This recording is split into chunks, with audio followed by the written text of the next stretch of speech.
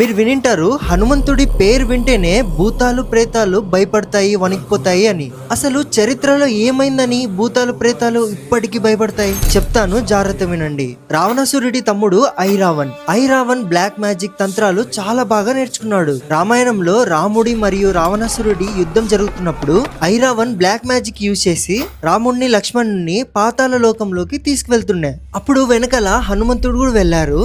ఐరావణ్ణి హనుమంతుడు ఎంత కొడుతున్నా ఇక్కడ చనిపోతున్నాడు, మళ్ళీ అక్కడ బతుకుతున్నాడు. హనుమంతుడికి అర్థమైతుంది ఇదేదో బ్లాక్ మ్యాజిక్ జరుగుతుంది నాతో అని. అప్పుడు తెలుసుకుంటాడు హనుమంతుడు 5 దిక్కుల్లో ఉన్న దీపాలు ఒకేసారి ఆర్పితే ఐరావణ్ణి చంపచ్చు అని. కానీ 5 దిక్కుల్లో ఉన్న 5 దీపాలు ఒకేసారి ఎలా ఆర్పాలి? అప్పుడే హనుమంతుడు రౌద్ర రూపాన్ని ధరిస్తారు, పంచముఖి హనుమాన్.